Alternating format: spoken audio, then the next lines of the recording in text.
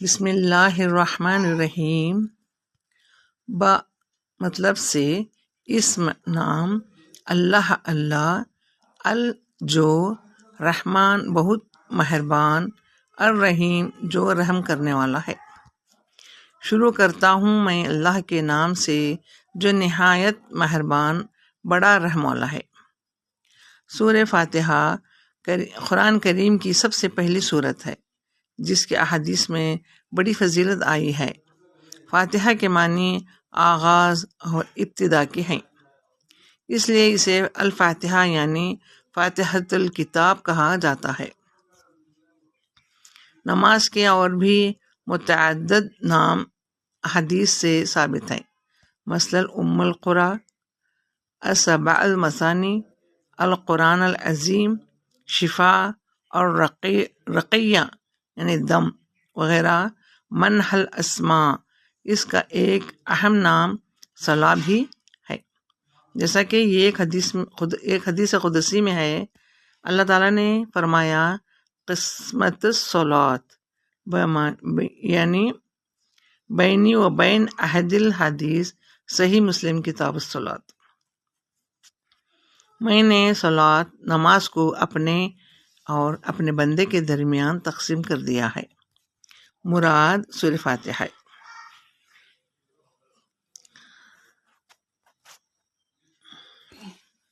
جس کا نصف حصہ اللہ تعالیٰ کے حمد و ثنا اور اس کی رحمت و ربوبیت اور عدل و بادشاہت کے بیان میں ہے، اور نصف حصہ دعا و مناجت ہے جو بندہ اللہ کے بارگاہ میں کرتا ہے۔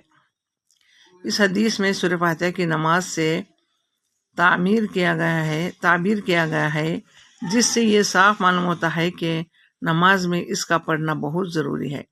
چنانچہ نبی کریم صلی اللہ علیہ وسلم ارشادات میں اس کی خوب وضاحت کر دی گئی ہے۔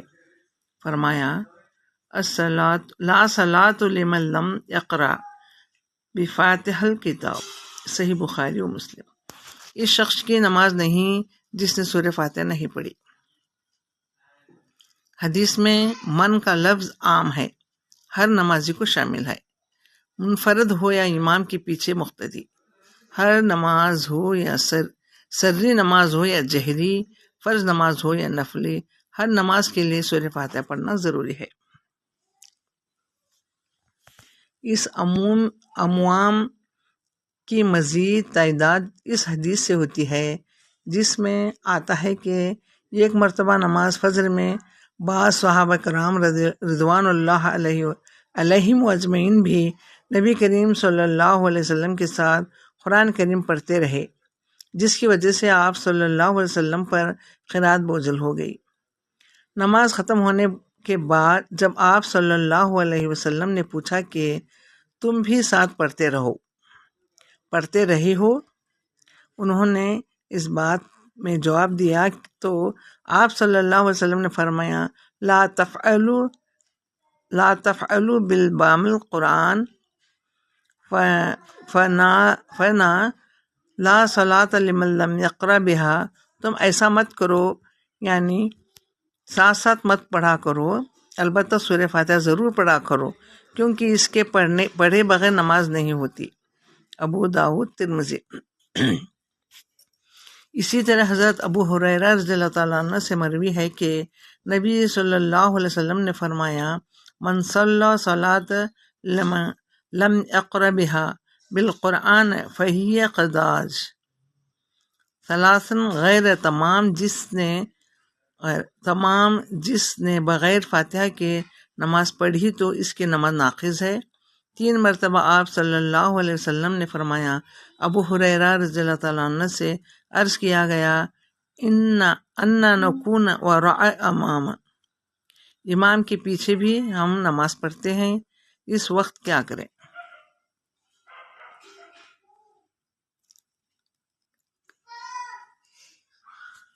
حضرت ابو ہریرہ نے فرمایا اقرأ بہا فی نفسک، امام کے پیچھے تم سورہ فاتحہ اپنے جی میں پڑھو، صحیح مسلم۔ مذکورہ دونوں حدیثوں سے واضح ہوا کہ قرآن مجید میں جو آتا ہے وَإِذَا قُرِئَ الْقُرْآنُ فاستمعوا له فانستو لعلکم ترحمون، جب قرآن پڑھا جائے تو سنو اور خاموش رہو. یا حدیث اذا قرأ فنستو بشرط صحیح، جب امام قرات کرے تو خاموش رہو کا مطلب یہ ہے کہ جہری نمازوں میں مقتدی سورہ فاتحہ کے علاوہ باقی قرآت خاموشی سے سنیں، امام کے ساتھ قرآن نہ پڑھیں. امام سورہ فاتحہ کی آیات وقفوں کے ساتھ پڑھا تاکہ مقتدی کی احادیث صحیح کے مطابق سورہ فاتحہ پڑھ سکیں، یا امام سورہ فاتحہ کے بعد اتنا سکتہ دے کہ مقتدی سورہ فاتحہ پڑھ لیں. اس طرح آیت قرآنی اور احادیث صحیح میں الحمدللہ کوئی تعارض نہیں رکھتا، دونوں پر عمل ہو جاتا ہے سورہ کا، جبکہ سورۃ فاتحہ کا ممانعت سے یہ بات ثابت ہوتی ہے کہ حاکم بدہن قرآن کریم اور حدیث ٹکراؤ ہے. یہاں دونوں میں سے کسی ایک پر ہی عمل ہو سکتا ہے، بیک وقت دونوں پر عمل نہیں. تعوذ باللہ من ھذا، دیکھیے سورہ اعراف آیت 24 کا حاشیہ. اس مسئلے کی تحقیق کے لیے ملاحظہ ہو کتاب تحقیق الکلام از مولانا عبد الرحمن مبارک پوری و توضیح الکلام مولانا ارشاد الحق عصری حفظ اللہ وغیرہ. یہاں یہ بات بھی واضح رہی کہ امام ابن تیمیہ رحمۃ اللہ علیہ کے نزدیک سلف کی اکثریت کا قول یہ ہے کہ اگر مقتدی امام کی قرات سن رہا ہو تو نہ پڑھے، اور اگر نہ سن رہا ہو تو مجمع فتاوی ابن تیمیہ 23-265. یہ سورہ مکی ہے کہ یہ مدنی کا مطلب یہ ہے کہ جو صورت ہجرت 13 نبوت سے قبل نازل ہوئی وہ مکی ہیں، اور خواہ ان کا نزول مکہ مکرمہ میں ہوا ہو یا اس کے آس پاس، وہ مدنی وہ صورتیں ہیں جو ہجرت کے بعد نازل ہوئیں، خواہ وہ مدینہ یا اس کے آس پاس بھی نازل ہوئیں یا اس سے دور حتیٰ کہ مکہ اور اس کے اطراف ہی میں ہوں نہ نازل ہوئی ہوں. بسم اللہ کی بابت اختلاف کے آیا ہے، ہر صورت کی مستقل آیت ہے یا ہر صورت کی آیت کا حصہ ہے. یہ صرف سورہ فاتحہ کی ایک آیت ہے یا اس میں صورت کی مستقل آیت نہیں ہے. اسے صرف دوسری صورت سے ممتاز کرنے کے لیے ہر صورت کے آغاز میں لکھا جاتا ہے. علماء مکہ و کوفہ نے اسے سورہ فاتحہ سمیت ہر صورت کی آیت قرار دیا ہے، جبکہ علماء مدینہ، بصرہ و شام نے اسے کسی بھی صورت کے آیت تسلیم نہیں کیا سوائے سورۃ نمل کے آیت نمبر 30 کے. اس میں بل اتفاق بسم اللہ ہی اس کا جز ہے. اس طرح جہری نماز میں اس کی اونچی آواز سے پڑھنے میں بھی اختلاف ہے. بعض اونچی آواز سے پڑھنے کے قائل ہیں اور بعض دھیمی آواز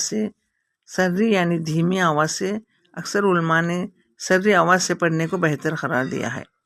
بسم اللہ کا آغاز میں ہی الگ کیا گیا ہے، یعنی اللہ کے نام سے پڑھتا یا شروع کرتا یا تلاوت کرتا ہوں، یا ہر اہم کام کو شروع کرنے سے پہلے بسم اللہ پڑھنے کی تاکید کی گئی ہے.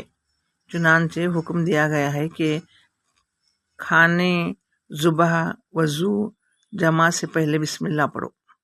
تاہم قرآن کریم کی تلاوت کے وقت بسم اللہ الرحمن الرحیم سے پہلے اعوذ باللہ من الشیطان الرجیم پڑھنا بھی ضروری ہے. جب تم قرآن کریم پڑھنے لگو تو اللہ کی جناب میں شیطان الرجیم سے پناہ مانگو. جزاکم اللہ خیر کثیر. صدق اللہ العظیم.